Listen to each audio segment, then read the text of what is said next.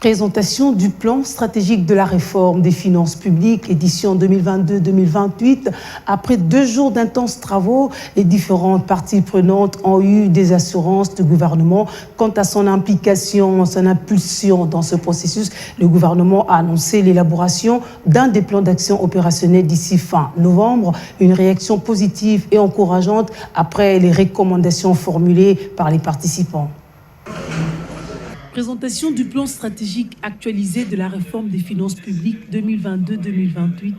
Les partenaires financiers et techniques, membres du groupe interbailleurs en finances publiques, les experts du gouvernement, ainsi que les membres de la société civile, ont eu des assurances du gouvernement quant à son impulsion dans cette approche participative qui requiert adhésion et consensus. La réussite de ce processus nécessite la mobilisation de toutes les parties prenantes, étant donné qu'il doit bénéficier d'un appui politique, technique et financier sans faille, notamment dans la réalisation des actions qui sont inscrites dans les différents axes de stratégie.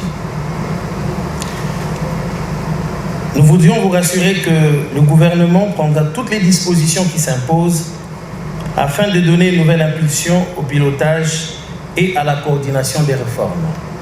La RDC dispose d'une stratégie élaborée par le comité d'orientation sur la réforme des finances publiques qui doit être adaptée à l'environnement, tenir compte de l'évaluation faite.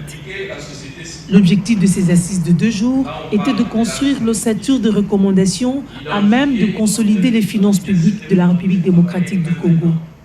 On a relevé certaines faiblesses qui ont empêché la mise en œuvre de cette réforme stratégique. Et donc, il fallait aujourd'hui disposer d'une stratégie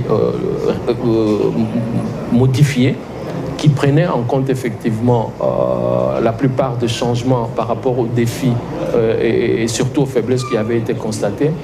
Après la présentation de la stratégie révisée aux bailleurs techniques et financiers, membres du groupe interbailleurs finances publiques, l'étude de 8 axes et activités, le gouvernement a annoncé à l'occasion l'élaboration d'ici fin novembre, sous la coordination du COREF, avec l'assistance technique du département des finances publiques du Fonds monétaire international, du plan d'action opérationnel. Les gens ont travaillé sur ça pour pouvoir regarder à travers les activités qui sont prévues pour l'atteinte des objectifs de chaque axe, si réellement tous les éléments étaient là et pouvaient concourir à l'atteinte de cet objectif. Le plan d'action annoncé par le gouvernement identifiera les chantiers prioritaires des réformes et proposera un chronogramme soutenable et réaliste de mise en œuvre en phase avec différents projets et programmes financés par les partenaires techniques et financiers membres du groupe interbailleurs en finances publiques.